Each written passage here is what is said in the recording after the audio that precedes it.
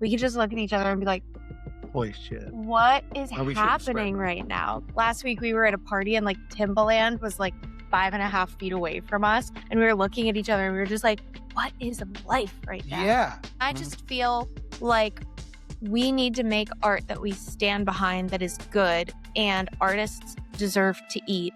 And I think that Sync is one of the last remaining ways that you can make the art that you want to make. So y'all have like a combined like 65,000 followers, a Wikipedia page, you have a licensing deal, you've had like 1,200 plus placements with really big brands, working with the Grammys. So all of this surface level success, has it brought a lot of meaning to you? Most of my life I made things, I worked so I'd have money to go make music. So if music wants to give me any money now, hell yeah.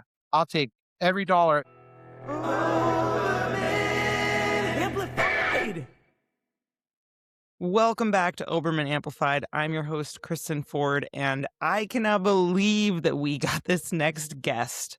They are an incredible duo. They're so prolific. They've made so much music. They've had so much commercial success, and they still have fun. And you can tell they really love each other. They really like each other. They really like working together. If you've ever wondered how to balance relationship with music, how to balance music with making money, I mean, you could buy a ticket to Music in Visual Media Conference 2026 in Los Angeles this May 29th, 30th, and 31st, and hear keynote speakers, Munnycat. Or you could go in person. You could go hear other panelists like Carissa and Andrew or Stephanie Economou, Grammy-winning composer. But you have Munnycat right here on the show. They have had over 1,200 sync placements, which definitely puts them in like the top 1% of independent artists making their own content. They're also making videos that are eye-popping. You're like, what? So of course they would be in the running in 2025 for a Grammy Award for Best Packaging. Unfortunately, they weren't nominated this year, but they will be. You might have discovered Munnycat on TikTok. You might have heard them playing at H&M, stealthily infiltrating the zeitgeist for years, says Melodic Magazine. And if you ask Google, tell me about Munnycat, well, they are hyperpop on Lexapro. And, you know, they blend 1990s pop influences with golden age hip hop and energetic neon-colored West Coast beats. It's true. I was once sitting with them in Hollywood, West Hollywood, maybe Beverly Hills, and we saw Adam Sandler buy some bread at a bakery. So this is for real. Like, they're the real deal, the real LA thing. Placements with Coca-Cola and Adidas and Target and McDonald's. And they talk about how to take this money from big corporations and turn it around so that they can invest in their own community and keep making art and keep being weird and keep supporting each other. Their new record is Till Death Do We Art, and you got to pick it up on vinyl because it's like 3D glasses for yourself. So anyway, I've talked long enough. Let's get back to the interview. Thanks for liking and subscribing. Keep it locked right here on Oberman Amplified. Big love. Okay, welcome back to Oberman Amplified. I'm here with my guest, Munnycat. I'm excited. I'm wearing my Munnycat shirt. Oh my gosh, how short are you? Love it. So you're cat people, not dog people? We're Well, both, of course. Yes. We have a cat right now. We did have 2 cats and 1 dog, but we had a rough year last year. We lost Yes. them, but we lost 2 of our pets. Yes. But so right now we're a cat family, but it's not because we don't love the hell out of dogs as Yes. well. 100%. We're equal opportunist cuddlers. That's a great answer. I can see how you guys are successful in commerce and art already, navigating stuff like that. So Yeah. y'all have like a combined like 65,000 followers, Wikipedia page, you have a licensing deal, you've had like 1,200 plus placements with really big brands, you working with the Grammys, you did like an official video for them. So all of this surface level success, has it brought a lot of meaning to you or joy, or is it like a mix? I figured I'd start with like the deepest question and then we'll go Love that. surface level from there. Yeah. That's an amazing question. It's been very special to do. It's been special for me. I could speak to myself because I always felt throughout my life like I maybe was going to have to, especially as like a woman, like choose between career and romance or career and family and career and this and that. Yeah. And but I've always just loved pop music. I've loved creating. I used to feel guilty when I would, want to stay home working on a song, but it's like I'm supposed to be out with my friends, supposed to be. And when I started hanging out with Khalid and our interests are just so aligned, the fact that our relationship that we're able to experience all of this awesome stuff together and that we both enjoy it as much as the other person does, it is really meaningful. 100%. I had a similar vibe of that too, where it's like in other relationships, friendships, even all those kinds of things, where it's like sometimes people don't understand how much work it is. Like they're like, oh, you have a show this week, so you're busy Friday. Like they think that those 3 hours that you're at, or they actually think those 45 minutes that you're on stage are the time that you're busy, where it's like actually you're promoting, you're emailing, you're making flyers, you're doing posts, you're trying to find a way to do Google ads, you're trying to do all these things. You're trying to rehearse. Outfits. You have to find outfits. You have to so I agree that that's like solve tech problems. And sometimes people don't get it. They're like, well, what do you mean? Like, well, you're in my town. Why can't we go get lunch? It's like, well, because we roll in exhausted at 2 hours before the thing. We have to eat. We have to do this. I have to get back on the road. Because you always feel like you're kind of letting people down. I identify with that. And the other part of it that when she first asked that question that I thought was all of my life I've made music, but most of my life I've had to do other things to pay bills for the luxury of being a creative person or whatever the hell it is. You know what I mean? Like I had to have a job to then go and squeak out time to do this acoustic show on a Monday. And it was always in service of the ability to express myself. And the fact that any kind of success that we've had, it's always so hard to figure out what success even is. But I feel like anything that has led to at least even on a financial thing, most of my life I worked so I'd have money to go make music. So if music wants to give me any money now, hell yeah. I'll take every dollar. And the first time we bought groceries with money we made from music, because even in a band before, we'd make a little bit of money and go back to the record, or you go back to studio time, or it goes back to a new flat tire for the trailer, or you know what I mean? Like you never really make money for a lot of musicians live. So anytime we've made anything like that, we've been grateful. That's amazing. I don't know if that's meaning. The transient factor of the meaning is that we get to have that time back that we used to have to do waiting tables, working in ad agencies, wherever the hell we were doing it, different parts of our lives, that we can then transmit that back to either the music, cuddling with the cat on the couch, or making more music. Yeah, that's amazing. Well, I love to just get that. We can talk about that for an hour. Well, good. Let's do it. Well, I literally had a conversation with my rep at the record label I'm signed to today. A lot of it is like, I'm starting this podcast because I want to share information with other people, and I want to find ways to find joy and meaning, because it's like the cavalry's not coming. And I think you get to some point where you're like, I did it. I got to this point. And then if it sounds like there's a deep appreciation of we just love what we're doing. I don't have to steal time away from the person I care about. I don't have FOMO because we're working on it together. All of the things that we do, we get to experience them together. I can't imagine having this career, this job, this life, and it only being me, because I feel like some crazy stuff will happen. And it's we can just look at each other and be like, holy shit, what is happening right now? You know what I mean? Okay. All right. Well, then we're like, what the actual fuck is happening right now? I can't believe it. Last week we were at a party and Timbaland was 5.5 feet away from us. And we were looking at each other and we were just like, what is life right now? Yeah. That he's here in a social setting and we're also here in a social setting and he's sick and we're all eating the little finger foods. What is this life that we're living? But I can't imagine being like, bye baby, I got to go to a party, and then coming back and being like, and then Timbaland was there. No, we have a witness to this crazy life of an artist together. Is so special. That's so cool. Well, I've had a lot of bands break up, and I don't know. I think if you guys decide that you want to do less music, you could always go into couples coaching, and because that's amazing that you strike that balance. But I wanted to go back to sort of your roots in Ohio, where I was actually I'm from Ohio originally. I moved away when I was 2, but yes, only the best from Ohio. So Youngstown is like a mob town, right? 2%. Depressed, people are just doing what they need to do to get by. I've been paid counterfeit 100 bills playing Ohio. I went to a house party outside of Columbus where like everyone was doing meth and the guy had like a mangled hand because he like shot off a firecracker high on acid, and it's a tough environment. I think on your website you describe it as gritty, but also like Khaled's like an Arabic name, right? Yeah. So what's 100%. your heritage, your background? My dad is Lebanese. My mom is like assorted Western European stuff, and He like came Irish, to English. Youngstown from Lebanon. His dad was born in So Lebanon. I'm like first gen. But he came to, or second gen. Youngstown because of the engineering program at Youngstown State University. It's like top of the line. It was like one of the best. So that It's was how one of those smart brown people coming.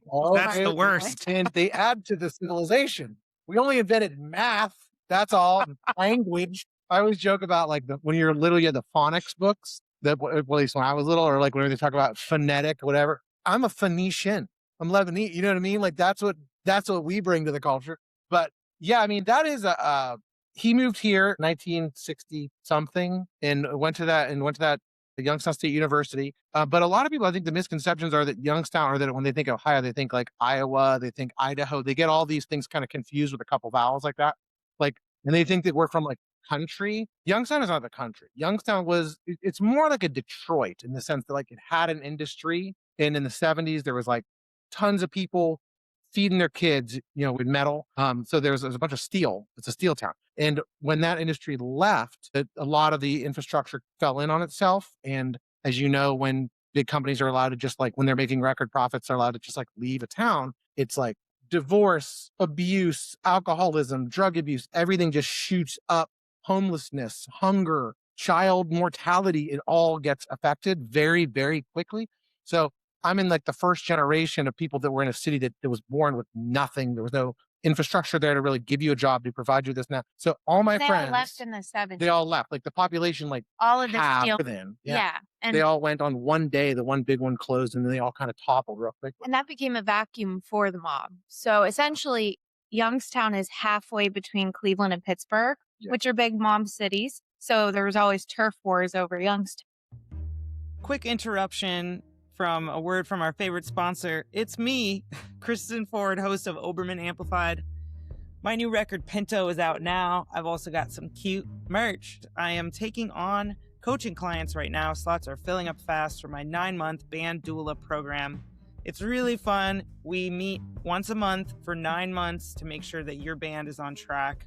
And you have someone to check in with about how things are going, to hold you accountable. It's a really fun program, and we're keeping the numbers small. So check the link. All right, back to the episode. Down. And then also it's halfway between Chicago and New York City. Exactly. Like so it's like, it's really, and then the industry goes away and everyone's desperate for cash and everything feels legal there. So there was a vacuum. The mob stuff went back even before that, but they really popped off with the bizarre vacuum that you're talking about was created. Like, it's pretty crazy. We had like a couple sheriffs in a row that were like arrested by the feds. We have a federal courthouse in downtown Youngstown, which is apparently, I grew up thinking it was normal. It's not normal. They were basically like, so many of your officials have to go to court. Like they're tried for things. They get into so much trouble. We're just going to put a federal courthouse in your downtown. To make it easier for us. That, though, and this is not the truth of it is, though, I didn't know any of that growing up. Yeah. And the place rocks. Like there's all kinds of creative people that are unaffected by, and this is just me comparing. I can only compare. I lived in New York, I lived in LA, Youngstown. And so I can only compare it to those kinds of like industry opportunity rich cities versus Youngstown. And because there's no industry, all my friends that were creative, they were not doing anything related to what was popular selling. They were like unaffected by that. Like it was not pure. That sounds like I'm over romanticizing it because there's a lot of creativity that's pure. But you know what I mean? I feel like all of our friends are just like making stuff because they have to, like because they're all writing songs because they need to. The idea that they could make a living making music or films or whatever, like it's not in the mindset there, but that doesn't stop people from doing it. So there's something really cool and like liberating about that. So the mentality of the artist there is really cool. And I think that Khaled and I both kind of grew up. Well, I really love pop music. So I was always infatuated by the idea. Like, I knew it wasn't in my town, but I knew that, like, somebody's being played on the radio. Like, how did they do it? Of course, they're probably not doing it here, but like, what can I do here to prepare myself so that maybe someday I can be on the radio? Because they're going to be playing someone on the radio. Why can't it be me? You know? So that was sort of always but I was able to do it in a place where I think it's been really good for my artistry, because I know that I say this all the time. If I would have like grown up in Los Angeles, I would have let somebody probably like develop me or tell me who I was or what to wear. And the fact that I was forced to make those choices in Ohio because there was no teams, there was no anything like that. It really like was a very good place to develop.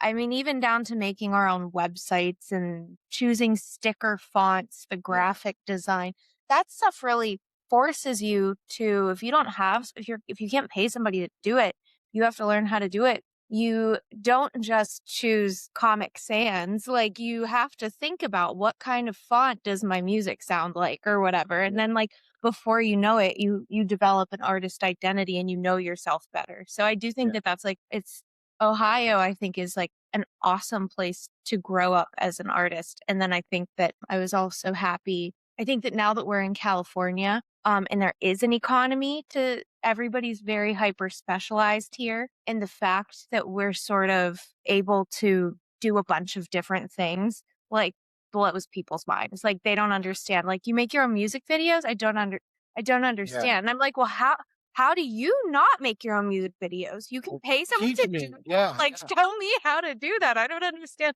The one thing we've never been really good at is having a team. Yeah. Because we just do it all ourselves. Do you know what I mean? Forget that it's an option. We forget that the other people can do things too. Yeah. So great. I mean, your mindset, I feel like both of y'all's is like, has been sort of your North Star to get you to where you're at now. And, you know, Kate 08, record producer, pop musician, inspired by Baby Spice, which I did reach out to her people at iHeartRadio because I would love to get you all together. So we'll see. We'll see. I just sent it into the contact form abyss, but fingers crossed. You're our North Star. You're always just figuring out. I feel like you share our same kind of like she was saying, like, well, somebody's gonna do it. I'll just, which a lot of people don't have, and I feel like I don't have that. I feel like I've learned it from you. Well, you know, to surround yourself with powerful women. I heard in our interview that you Googled like how to make pop music, and there's only 3.5% women female producers. Or wait, that's redundant. You know what I'm saying? And also you're saying that in Youngstown, there was not any of that happening. And you're not necessarily from a musical family. So like, are you part alien? Like you and Prince came from the same DNA strand of Andromeda?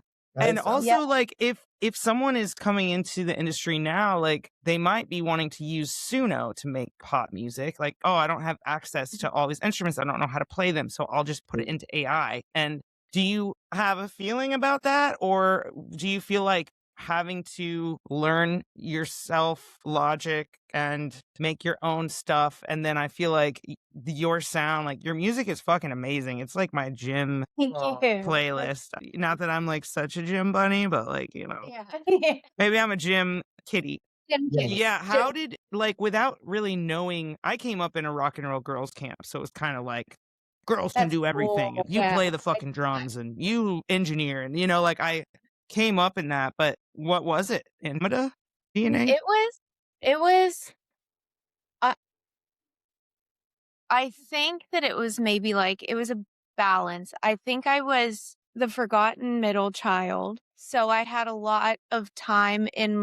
I mean, like, no offense to my family, like I love them, but you know, you're the middle child. I was in my room a lot and I had a big imagination. The Spice Girls came out and they're saying you can do anything you want to do. So they kind of became like my big sisters emotionally in a way. And it just made sense to me. And like my mom and like my grandma, like all the women in my family, they were super supportive. They paid attention to what my interests were. So my mom like signed me up for voice lessons when I was little and started taking me to like plays to audition for things and just let me get experience on stage. And my grandma would just sort of be like, well, of course you should be famous. Have you seen you? Have you heard you sing? Like, obviously, like, why aren't you yet was kind of her thing. And I never thought about it, but I mean, I thought about it, but as you're asking me, I think that I had a handful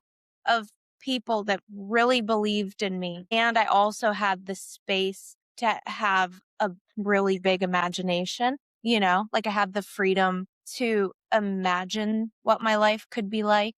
I mean, for third grade, I dressed up as Baby Spice. It was always been very, very cut and dry. Like for career day, I was like, this is what I'm going to be. And it was Baby Spice. It was never, yes, there was never a plan B. It was always just somebody's doing this. I might as well do it, because I kind of always knew that if you don't, even if things change so much, maybe I'm just a smart little kid. Like maybe I don't understand how I thought about this, but like I've just always kind of innately understood, like little kindergarten Kate, that like you just go that way and you ask and someone will point you in the right or wrong direction, but like you suss it out for yourself and just start going that way. And even if you don't become a literal Spice Girl, because like they aren't together anymore, they have children, you know what I mean? Like I can still be a Spice Girl. Like it's still, every decision I make in my life, I'm way closer to being a Spice Girl than I would be if I would have not had that thought process. So I don't know. I think I had some support and people who believed in me, which I think I don't take that for granted. Like my family does. The women in my family are like, yes, keep going, and I had space. It seems like, yeah, like kind of in a way you had a few people to look up to. You had your big sisters and the Spice Girls. You had a little bit of training, and then you had the freedom to go and be weird and without all that pressure, And I was desperate. I knew I wasn't a Nepo baby. I knew I was going to have to do it. I knew, and I think this might be the middle child thing, I knew that I wasn't entitled to anything, like I wasn't just going to walk into a room and people were going to like open their pockets and give me their money. Yeah. I knew I had to earn it, but I knew that it was possible to earn their money from my art because I've seen that other people do it. And so I think when I started teaching myself production, it was literally because I wanted to do it so badly. And I knew a handful of producers in Youngstown that were very good, but they were rock producers. They weren't producing music that sounded like the music I was listening to and that I wanted to make and that inspired me. So I just figured I had to do it myself, I literally, So cool. It was how to make pop songs. Starts with a good hook. So 100%. that's inspiring. So I want to touch a little bit on the band Zoo. And Kate, you sing in that band? I met Khalid. I was their biggest fan in the whole world, and I still am. But once I started hanging out with Khalid, he humors me and lets me perform with them now. That's not true. She's amazing in everything she does. And the Zoo is like, we always joke, it's like the Wu-Tang Clan. Like, it's just kind of like who's available to do something this week and to make something. It's like, so sometimes it's like a 7-piece and sometimes it's a 2-piece. It's just, you know what I mean? So, but when we first started hanging out, one of our first dates, it wasn't even a date. But you helped out on the music video. We met at a show. She booked the band, and I met her, and I had a huge crush. Obviously, what's not to be crushing on? And but we've done, like, you played some of our biggest shows. You played at like Red Rocks, and she plays guitar and sings and stuff like that. Yeah. So what was the Red Rocks? The Red Rocks experience? That was great. The Red Rocks. It's just the coolest thing in the world. Like, it was like one of those places. Like, because I lived in Denver for a little bit, so it was one of those things where it was like, your dream venue. I think it's one of most people's dream venues. It's just an incredible place. It sounds amazing. It looks amazing. It's iconic. You're backstage. There's pictures of the Beatles, and you're thinking about U2, and you're thinking about all these bands that have played there and done live records there and done videos there. It was just one of the most bonkers things in the world, and it was a sold out show, not because of us. So we were opening for the Motet. The Motet. They're like a Denver band. The Floatbox were there too. Beloved Denver. Yes. Institutions. Yeah. So talk about luck. Let me show you, because we played this show and it sold out. They give you a piece of the rock as like, it's like a thing. Wow. Oh, you have it. Wow, that's amazing. Oh, it's like right on your shelf over there. Like, literally, we got to go out to a sold out show at the most beautiful theater of your dreams. And it was just absolutely amazing. But that's our piece of the rock. It says the zoo, the Flowbots and Motet. And it's from the wall. Yeah. It's from the rocks. That's cool. That's actually how we started kind of making things together for like, we tried to keep a little bit. You were like, that was amazing. Red Rock. Because she was learning and I was legitimately a fan. Like I was her partner, but I was also just like a fan. And she had her own project of K-8. And every time I'd listen to her stuff, I would just be like, I don't want to mess this up. Like, I mean, sure, I could add ideas, but I liked that project because it was her. Like, you know what I mean? Like, sure. Like, you know what I mean? Like you can even see it when I ask you a question. You're like, let me tell you how great she is, though. I am. I'm a fan. You know what I mean? And like, I didn't want to mess it up. So it wasn't until the universe, like we've told this story before, but people like, we came out to LA and started like showing people songs, and it was like the universe was just screaming at us, like, work together. Because every time there would be something we did together, it would instantly get a little bit of attention. Like she produced a zoo song, and then I helped co-write a song here and there. Like we were like kind of dabbling, and those ones just seemed to be stronger. And we had so much fun. I think at the beginning, when I was learning, and when I started production, it was in like 2014.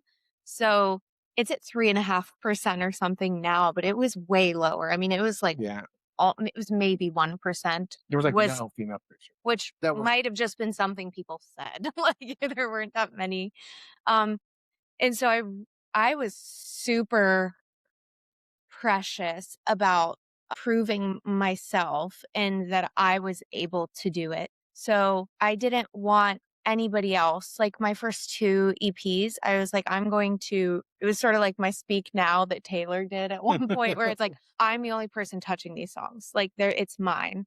I wrote them. I'm not doing co-writers. I'm producing everything. I'm mixing everything. I'm mastering everything, for better or worse, because I'm learning, you know? And I knew that if there was any guy, not just Khalid, but Khalid's a very smart guy with a big energy. So it's like, if he was on, and everybody knows he's so talented already, like back, you know, and so I was sort of like, I need to keep this so separate. So I was really concerned about that then. And he was also really concerned about that because he knew he's a little older than me. He was like, I know it's important for you to do this for yourself. And just because we're hanging out all the time doesn't mean you shouldn't figure it out on your own. Like there's something valuable there. So we kept it separate. But then every once in a while, like we would sneak in, and he asked me, I produced one of his band songs, which was so huge for me because it was my first time producing for anybody else, which is really cool. And also they were like my favorite, they're just my favorite band. So I was so excited to do it.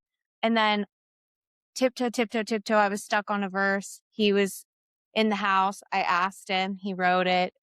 And every time we worked together, it was just so much fun, but we were still really self-conscious about it. And then we started coming out to California. And once we're detached from the Ohio life, the grind, the expectations of like, this is my project, this is that project. It's just these songs in a room and you're showing them to people. The ones that made people get out their wallets were the ones we did together. And we were like, and we had so much fun doing them, you know? So it's like, what the fuck are we doing? Let's just keep doing more of this. So can you tell me more about, like, you started to come to California? Is that when you were getting into these sync rooms? Yeah. What is a sync room? I didn't know what that was. We came out to the Taxi Road Rally, free trip to their conference with your membership, and we used that service online. It was like look it up. It's cool. It was you give them like $300 a year, and then you hear the pitches of sync placements, which synchronization, it's like when you put your music in the background of commercials or TV or film, and it's like, we want a twangy thing that has a hard stop that sounds like Gergerder. And then you have like a day to send it in, and that's Taxi. And then there's people that listen to your music and tell you why it's not good. And they're or real why people. You got placed. And apparently they're real people. And so that's why I really, really liked it when I started learning production, is because these are people who work for Taxi that they might be A&R at a record label, or they might like it's a second hustle for them, but they give you really good feedback on your mix and on the arrangement of your track or some lyrics that aren't landing, or can they hear your vocals? And so as a new producer, it was so good for me to do that. And because I didn't live in California, so it was a good way for me to like shoot my shot and get my name out there. But you get like, they have a conference every year, and with the membership, you get to go to the conference for free. So that was how Khalid and I decided that we would try that. Like, why not? I always wanted to live in California, but Khalid didn't know he wanted to live in California until he came out with me. But that was how we started coming out. But it was like and then we like have to go back to reality. But every time we'd come out to Los Angeles and we just kind of start being in this world where like everyone around us was a creative person, and it was just very inspiring. And that's what we mean. Like we start getting a little bit of feedback, or we'd show people, our stuff, and it was pretty obvious.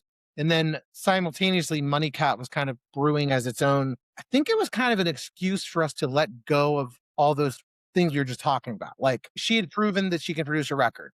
You know what I mean? And we were also very happy. And both of our other projects were very journal entry, like expressive, darker versions. And we were like, well, we can't make these fun songs we want to make for these projects, and we want to make them together.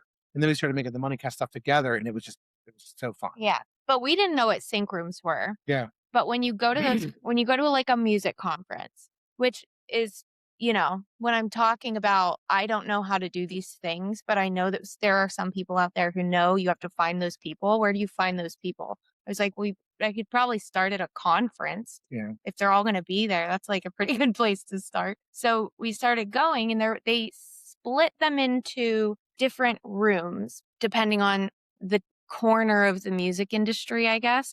So we went into like some publishing rooms, and we didn't love the vibes in the publishing rooms. It felt like everybody, it's a different channel into the music industry. It's writing for other artists, and we were writing for ourselves. And so they would say, who's going to sing this song? And we're like, we are. And they'd be like, but I'm looking for something for Demi Lovato right now. And it's like, I'm sorry, this is far too weird for her. Like, and so they were trying to change us or get us to be less weird or like more mainstream sounding. And then we would go to like these sync rooms, and we knew nothing about any of this stuff. We just knew who made us feel good on the way out the room. And the sync people were like, this is so cool. I can't use it right now, but I fucking love it. It's so cool. Keep up the good work. You guys send me the rest of your stuff.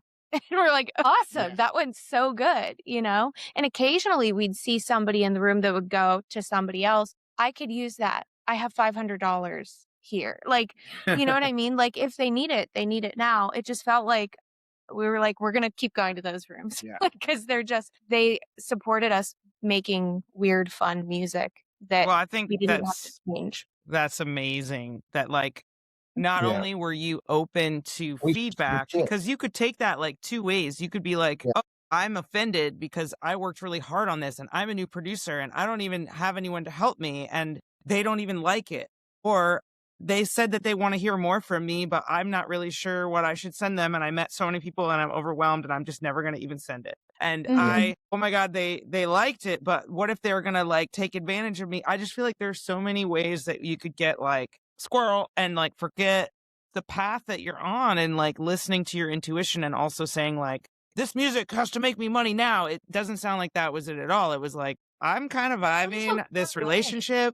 I'm vibing this, making this fun music. They're seeming to react to it. So I wanted to ask about some of the like contract stuff that you need to have to go into your like disco so that it's turnkey, so that when they need the music cleared by yesterday, no, not really yesterday, but say they need it in 24 hours, it's good to go. And it's not like, shit, Jared, the bass player, like forgot to sign and now we're in a mess. Yeah. I mean, when you do a fucking Jared's always ruin everything. I mean, now most of the time these days it's just me and Khalid writing together, so we don't really do split sheets anymore. But I would say if you were writing a song with somebody, you would want to just have them do a split sheet with you on the day that you make it, so that you know.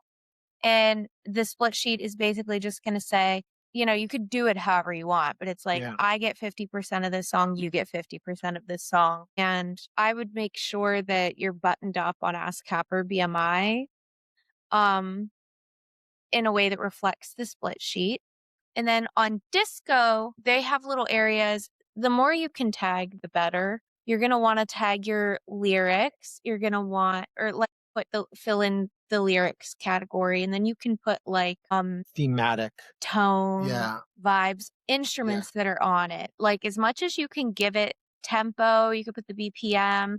That's really helpful. But the most important thing, more than anything else, that stuff's helpful for discovery. So if somebody is like a music supervisor and they're looking for something and they need it to be, usually what music supervisors are going to do is they're going to have a big budget song that they want to use and they're going to edit to that. And then they're not going to be able to afford it. And so they are already going to have the edit done to this tempo. And it's going to be this mood, this tone, a female vocal, whatever. So they're going to go into Disco and they're going to search for those things. So they still might come across your thing, but if you don't tag it, like that's a really good way to find in the discovery process, right? Just picture them with millions of songs in their catalog. And how would they find it? And it would be like honest. But do you know what I mean? Like, don't put just things you think they want for sure. Hear. Yeah. But if they have all of that and you don't put an email in the comments, like you need to put your contact info, like at the bottom of ours, we say for licensing contact, and then we put like an email address. We put the composer, we break that stuff down in it. But I think that the absolute most important thing is like the creative meta tagging and the contacts. Like they need an email because they're going to probably need you to give them all of that stuff again anyways if they send you a form because they're licensing it or whatever. But it is good to just the more you have, the better. But I think that you won't get far. Well, it'll stop you. You'll be dead in the middle of the road if you don't have if you don't have like a contact email and like, I don't know, put your lyrics and just like make all those decisions ahead of time. And like, even if they're rough, have those conversations with people before you even start pitching it for any reason. Like, no, it's 50-50. No, we're for some reason we're doing something special on this one because because if they do need it, you're right. They need it almost really immediately. And there's usually not time for you to be like, let me wait to hear back from Jared, the bass player, blah, blah, blah, blah. Like, get all that stuff decided ahead of time. Jared, the bass player, needs to know that you're pitching it before you pitch it. Like, don't even pitch it. Or if there's a complication, this is going to sound horrible, but if there's somebody that's like, well, I need this and that, and if they're like going rogue or something like that, I should be like, go make another song. You know what I mean? And just don't worry about that one anymore. Because you don't want to burn goodwill. If somebody loves this entity, they love this song and they're interested in it, and you're like, and then you make them look bad or it makes their life harder. Yeah. You know what I mean? I would almost just be like, don't pitch those ones. Yeah. Like a lot of the old Zoo stuff, we don't have you could probably do it now with AI. I could probably do it now. I could do it. Well, for whatever, it might sound weird, but no, you're worth trying. But you're right. I should do this. But yeah, because when Colin was making all the Zoo stuff, he wasn't thinking about licensing any of it. Yeah, it was like finish it for the record, man. Like we were like cutting it to tape and stuff. Well, like we were thinking about that crap. I would say for Disco is keep that in mind at the beginning too. If you were gonna try and get anything. Do you have to pay for Disco? I think so. I mean, we pay for it pay yearly. Might be $130 a year or something like that. It's not cheap, but it is where the music supervisors are, and it is very organized, and it's it is a service that I'm kind of happy to pay for, because before Disco, we were like swimming in a sea of Dropbox confusion. Yeah. And you can also send music supervisors unique links to your playlists. So if one of them clicks on something, it gives you a notification that, hey, this person listened. So a lot of the times when we go to these conferences, we don't even talk to all of the music supervisors, but we give them our thing, whatever. We send our follow-up email. We'll see that somebody we didn't even talk to listened to one of our songs 4 times throughout the year, like has gone back to it a few different times. And then like the next time we see them, we'll just be more familiar because we know they know who we are. Yeah. Like we know we made some kind of an impact. So it helps in that way. It's really, it's worth it. It's worth it. That's really cool. And it's like, it speaks to just like workhorse where you're like, I'm going to just keep making songs and I'm going to keep posting them and tag them and make sure they're good to go. And then it's like, it's the inventory is there. Maybe it'll find the right person. And I wanted to ask, just because you guys are really rad individuals and you're independent and you like just good energy. And I'm also an actor and a voice actor. And it became clear to me that it's like, oh, if I'm in a McDonald's commercial voiceover, like I may not love what McDonald's stands for, but like I'm going to need this voiceover job.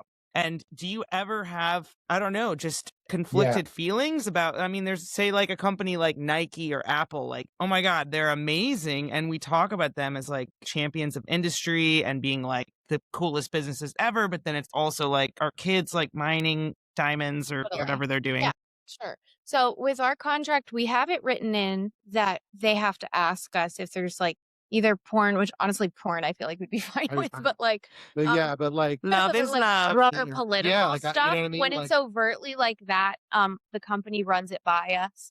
For like the whole general all companies are evil kind of thing, we when it is something that's, I feel like we haven't had too many that we cringe over. I mean, like a lot of the big tech ones are uncomfy, but they just get you out to so many new things. We've definitely done the thing where we take some money and we donate it to like the opposite seas. It.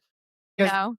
Wow. The thinking is like, okay, so let's say they go, I love this Munnycat song. I want Munnycat and I want to give them X thousands or whatever they want to give us.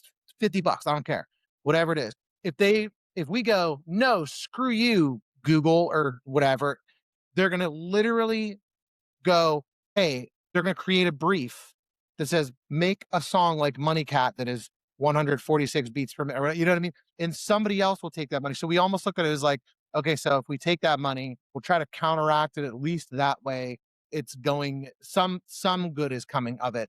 Because we've actually tried to submit, there was briefs that were on something that was like to make a song like one of our songs. And we tried to submit for it. We were like, why you just call us? And they never called us. So I don't know what that was about.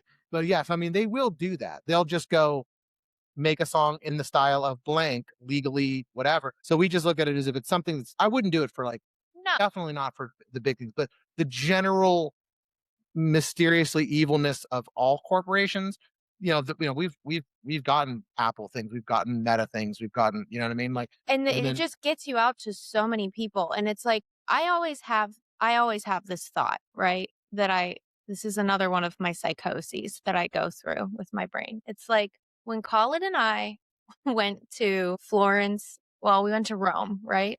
And we went to the Vatican and you go and you see the Sistine Chapel. And it's like, that thing was paid for by the church, which is, arguably popes are not always great people.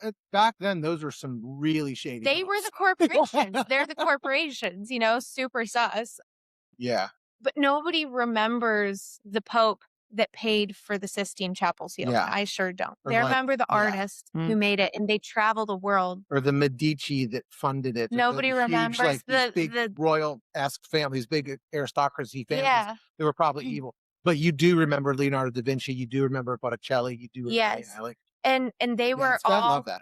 They were all made relevant because, like, the reason they were able to be given that platform was they were hired to like make essentially an advertisement for the church, for the Pope. Wow. They were them saying, look at how I support culture. Look at how I support art to reflect God. But really, I'm the one who paid for it.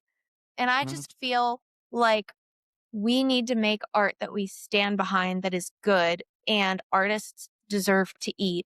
And I think that Sync is one of the last remaining ways that you can make the art that you want to make. That's what I'm saying, is like, these companies, these like music supervisors, they take the music once it's obviously you got to be like good enough at a point. It can't hurt to listen to, but once they only reward real artistry. And is that true with AI? They're not I think that those companies, it's a race to the bottom anyways. Yeah, I don't want care. I don't want that. Like, because what are they gonna give us? They're obviously cheap. The companies that we like to work with are the companies that they are a big enough company that they understand their target demographic would like the fact that they choose to support upcoming real artists. And there's a cachet with getting art that is good. We found them first. Apple does that. Do you know what I mean? Yeah. Like their brand identity is we're going to find a cool up and coming band and put them in our commercial. Yeah. And that's how a lot of people find the music. And that's how I found it. Their brand is for other creative people. I'm sorry. Yeah, no. I was just thinking like there was the submarines. There's like a bunch of bands that I found like back in the day through commercials that once we kind of got into this world, I realized like I would never have known that song except for, and there was no Shazam back then either. Like it was just like, or a great soundtrack to a movie, or I mean, there's something really magical about, like we always say that we make art for other artistic people, for other creative people. What is our mantra? We make things for people who make things. We make things for people who make things. So if we make something that inspires a dance troupe to make an awesome dance, we make something that inspires an amazing film editor to cut this scene together and it works perfectly, and or even a commercial. There's a lot of some of the best creative minds are actually. There's a reason all the money is in advertising. They hire the best people to make the commercials. That's editors, off the line, everything. Great directors, there's great actors. It's like a collaboration, and after we've made the song, which is kind of awesome. That's amazing. It's no criticism of like working with a certain company, but it's also just like that really is beautiful that you're like, that's a great question. And that's I'm glad we're talking to you because we like love you and know you. Because that's the stuff that we like to talk about internally. You know what I mean? Like we talk about like, what does this mean? Like, are we supporting the man or whatever? You know? Right. And we have kind of big conversations about that stuff. And that's why there has been times where if they want to give us some money, okay, we will go make a donation towards something that maybe is helping support. And I'll tell you something else or whatever, but I would never do it for something that was obviously for sure. Yeah, like totally. We've also had this nebulous mindset. Evilness. Yeah, no. Good luck going and doing anything in your day without running for sure. a nebulously evil corporation. Yeah. We've had this kind of mindset too, where I feel like money's tight for everyone. We have an album now that we're excited and we're trying to sell, so we're putting it out there and we're asking people to buy it and things like that, but that's new for us. The rest of the time, we have been completely in the school of thought of like, let's let Mr. JCPenney subsidize the fans. Like, because we take the money that we make from those and we put it into fan outreach so that they can find us and they can just listen to us and like connect with our music. But we're not like asking them for things other than general connect with us. You know what I mean? Mm-hmm. And we did that we've been making music since 2016 together as Munnycat. So like for 10 years, we've just been kind of with the mindset of like, look, we're not going to take their money. Let's not take their money. Like I feel bad taking their money. Let's give them some joy, some free things, some free whatever. And but artists do still deserve to eat. Let's have the man pay for it. Yeah. The irony is though, I feel like now I get that after all that time, I feel like a lot of people wanted to support us. That's we didn't have a way for them to support us. I know that sounds weird, but like there was fans that were like dying. They were like, no, give me, like they'll be like, I will buy a shirt. And I'm like, oh, we don't have mediums left. Like, I don't care. Give me a 3X. Like they wanted to support it because you have really cool shirts and really cool records. And I wanted to talk to you about the packaging. So you had, you said in some interview that you like to put a concrete wall up between the marketing hat and the artistic hat. And that's, I mean, more power to you if you're able to do that because it is hard. But so I had a Grammy campaign. I joined the Marketing Academy. I had a 4-year consideration and all of that. And all I got was this t-shirt. Oh, that's amazing. All I got was this fucking t-shirt. We didn't even get a t-shirt. We didn't consider for your consideration campaign. Oh, we got a shirt. I want a shirt. Well, The Grammys, like, it was my first time in the Recording Academy and my first year, and I felt like a good community of other people that were going after nominations and were on that initial ballot. And then I also am like big on this law of attraction stuff. I've achieved a lot of really amazing things like the love of my life, home ownership, getting signed to my hero's record label. My wife won a car on a game show because I fell asleep thinking, car behind the curtain, car behind the curtain. And I was convinced that I was going to get nominated and win 3 Grammys this year. And I know it sounds ridiculous, but then come nomination day, I was like, it was heartbreaking. And I also had just done 72 date tour and I was so broke. I was like donating plasma. And one day I had started my period and my iron was too low and I couldn't even give my fucking bodily fluids to get $100, you know? And it's like, how on earth have we got to this point? And it was like, not only did I not get nominated, but like nobody did in my circle. I'm just curious because you had such a masterful campaign you had the spot in the LA Times. You did an actual collab with the Grammy or the Recording Academy. You're in LA doing rights with people and you have been in LA for 10 years now? Yeah. October 10th. Uh-huh.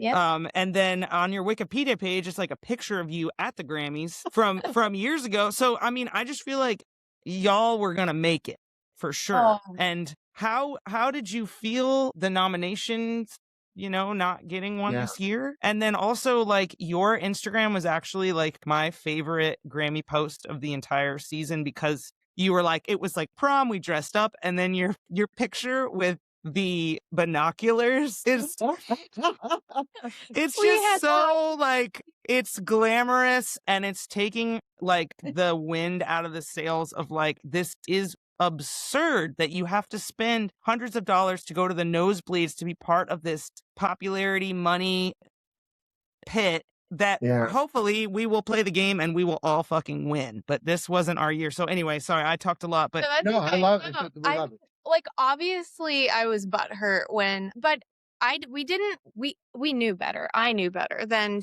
I mean, Khalid, you're so punk rock. The campaign, this was like my idea. I feel like I was in, you know what I mean? Like I was doing it, but it would have never naturally occurred to me to even do that. But you were like, we're going to get it. Okay. But here's the thing. The way that my mind works is that, of course, somebody is going to be getting it.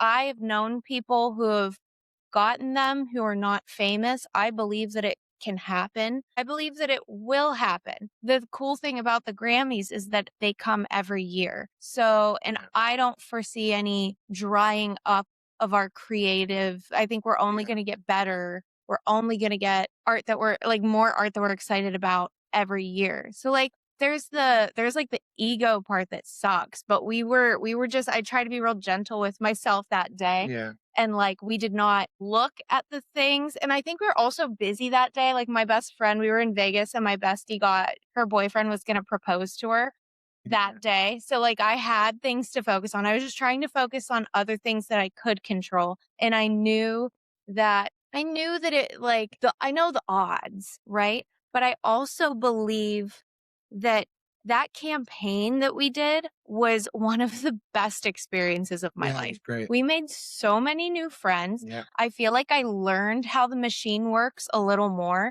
And that's something that I, as a person, get excited. I really like learning how the machine works. It demystifies it. It makes it seem possible. Like all you have to do is like turn this gear and like, oh, maybe this is how, I enjoy it so much. All of the people that we met, we were in London for the whole thing. So we did a lot of virtual stuff, but they connected us with a bunch of really cool people. We did like a mixer in London and then we did a mixer when we came back to LA.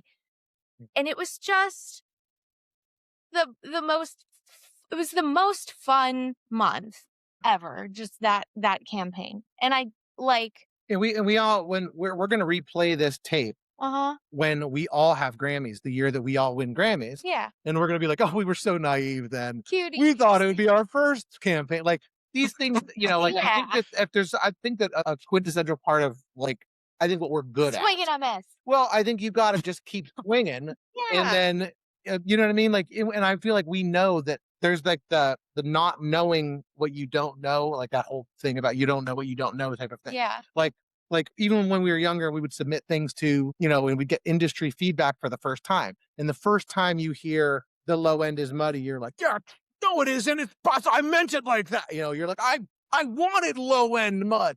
And then like you hear it 16 times and then you start to understand what they mean. You're like, oh, my low end was muddy. And then you take that lesson and then next time your low end isn't muddy, or maybe 3 times later so it's like failing faster and learning what you have to do. I mean, like, you're right. I think that we'll have plenty more amazing ideas for either packaging or for engineering or for all the things we want to do. So I think that is kind of just like, I don't think I don't even remember us being really like bummed about it for very long. I think it was like, oh, I yeah, kept myself bummer. busy. Like, yeah, I mean, All right. Yeah. yeah. And I wore my funeral blacks this year. That's the reason we dressed so dark. Was I was last year you were like, pink sparkles. my nomination this year. So we've been having fun with it. You know what I mean?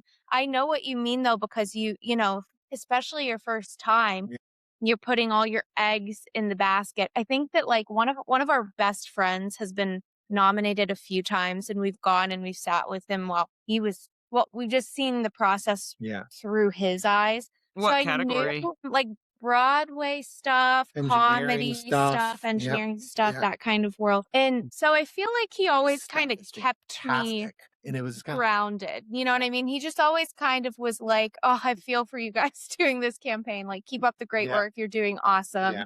Have fun. Like, enjoy it. Yeah. Because it's not, you get excited and then more often than not, it doesn't work out. But that doesn't mean that the process, I didn't go into it thinking we would be a shoo-in. I think I just kind of was excited to do the process. I even and say, see what happens. Like I'm not a hater. I'm like a punk. I come from a punker mentality. Then I think like you were like love pop music. When I was little, I was like, I hate pop music. I like hip hop and metal and all this punk rock. And I don't like any of this stuff. And I've slowly warmed up to some of it, but there's still definitely things that are like, I will not cross that line. But the weird thing about the Academy is that like I've had an amazing experience. I feel like all the people we meet, they're just other creative people that it's not. I would even say that like I've like done a 180. Like I feel like when I was young, like when I was like a kid, like, oh, it's a bunch of, elitist, or I thought it was like a bunch of old guys in suits, like just deciding what art was. I was like offended by it. It is a bunch of people like us and like you that are creative people that are just making our music, and we're trying to create an industry, or we're trying to create a network of friends we can just keep making stuff. Like every interaction I've actually had has been so delightful. I know. And it's with all these wonderful creative people. And to be honest, it's not, no offense to the white people, it's not it's not a bunch of old white people. Do you know what I mean? Like it's a lot of different people. A lot of women, a lot of, you know what I mean? There's a lot of, and as I always joke about that, like, cause I grew up Arab, but I was born in Ohio. So I always feel like, when I was a little kid, I didn't even really realize how that anyone saw me different. And as I got older, and there was Persian Gulf Wars, and people would say these things that when I'd be like, what are you talking about? Like, don't bomb that place. Like my cousin lives there, and she's an engineer, and she just lives in that city. Why would you like? She's got a family. Like I remember, like as that stuff started to hit me, and I feel like, they see things differently than I do, or they think of me differently. I grew up thinking that the Recording Academy was some like out of touch thing. Yeah. And we moved to LA, and we have a community of people that we know that we live here. This is our life. And the idea that we can go to like a Recording Academy event and bump into people we know, like, they're all just mind. Working, and they're just like musicians, working engineers, working recording artists, working, choreographers. I mean, you run into these people, and they're the people that are doing it every single day of their life. And we're all like you would if you were like a joiner or a construction worker or in finance. You know what I mean? Like they're every single day, they're sitting down and they're making something. I think for me, and I love you, so I want you to take this to your heart, it is I'm not saying that it's easy because it's not easy. It was hard. It hurt my feelings when I did it. I'm a very sensitive person. It was very sad when I didn't get the nom that I wanted, you know? But I think that we're too young to be jaded, you know? Like, we'll get them next year or the year after. We can literally try every single year until we die. Like, we're allowed. I think that we've learned maybe the expectations. We can know with going in with wider eyes now, But like I how would it still works. argue, But every year let's we keep learn a that little more. the concrete wall thing You know? to explain it better. Yeah, You can't be thinking about how the Grammy Academy or how correct. this company is going to react. When you're in the artistic process and you're wearing that hat, leave all that shit at the door. Don't ever let those energies in the room. I think that's my opinion. And you make some Unless you want to write a song about how it hurt your feelings. you can let. I guess you're right. So you should never turn off emotions as a songwriter. So that's not what I mean. But I mean, like, the reason I think of it as like a concrete divide is like, I think of it as like, there's a time to reap and a time Make to it sow. for you. You know what I mean? Like, if I'm planting the seeds, I'm not thinking about all the problems I'm gonna have storing the grain. You know what I mean? Like, so just do what you got to do while you're making the art. Make the art. Make the art. Make the art. Make the art. Make the art. Make the art. The art is done. Put on your other hat. That's like when I always think about, like, every song you make is the best song you ever made right after it's made.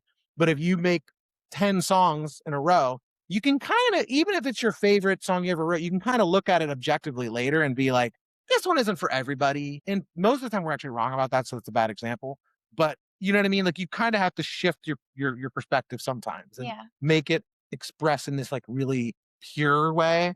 And then later you can judge it. I think the thing that I learned for my next go around at this, I've been thinking about it, is not saving it for a whole album and putting so much on that one album. Yeah. But like, you know, next time we make an awesome song that's just like a dance song or whatever, like, sure, submit it. Like, that's true. You know what I mean? Yeah. There's just like taking it all as a learning opportunity, but really, like, not just saying that, but like actually it was. And think about your tour too. Like, so the experience wasn't what you thought it would be as in the end goal. It wasn't the end result, but the real story worth remembering is like all of that buildup and all of that support you felt and all of that certainty that was real. Do you know what I mean? And Like you always talk about, there's a Kate expression, I don't know if you made this up, but you always talk about your mid-arc. I'm mid-arc right now. You're mid-arc. So it's not a very good story if it goes kind of well, and the tour is this and that, and we do this and that. And our first time we nominated, we submitted, we got accepted. Like, it's a way better story for the documentary later when we actually have footage of us talking about it, and then later on we're laying on a pile of grants. Yeah. And when they're like, and the lifetime achievement goes to Kristen Ford. Come on out, and you're like, I remember the first time. Oh, yeah. You know what I mean? Like, we're mid-arc. We're working on the documentary. We're getting footage for the doc right now. I love that. I mean, well, and you guys are filmmakers too, and you do everything. You do much. You've been so generous with your time, and I want to kind of wrap this up, but I just wanted to quickly touch on, because I feel like I think we're all millennials. Maybe you guys are younger. I'm like almost the X. Oh. Yes. They say black don't crack, but what do they say? Like, I don't know. I don't know. What would it be? It would be where, like, frown don't frown. Oh, that's nice. Yeah.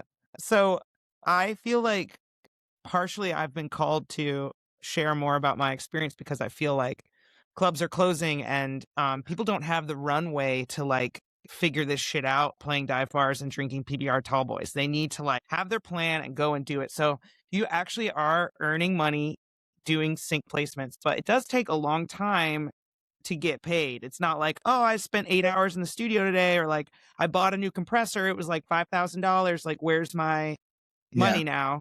How do you budget for your future? And do you feel like as artists working together, double income, no kids,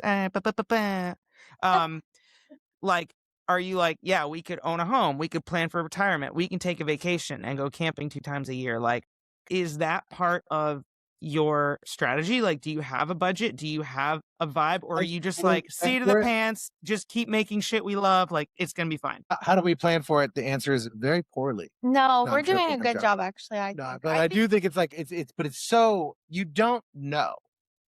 We're self-employed, right? Yeah. So it's scary. So I do feel like we're both aware of the ideas that like we have to make sure that we don't know. Like February's income is not the same as January's ever in the history of all of my life because I've never been really traditionally gainfully employed.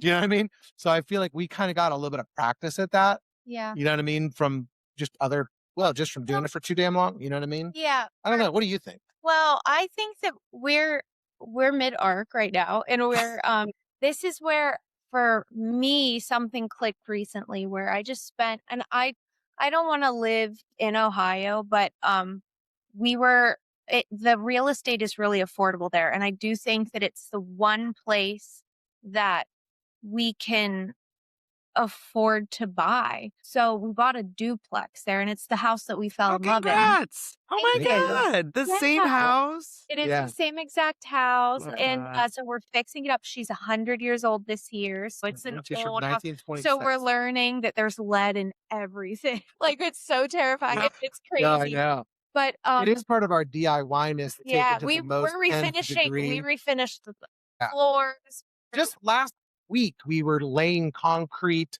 We were using miter saws. Like it's been really a fun little. I had cement up my ass at the Grammys. Wow. There you go. A diamond's going to come out of that. That's right. Yeah.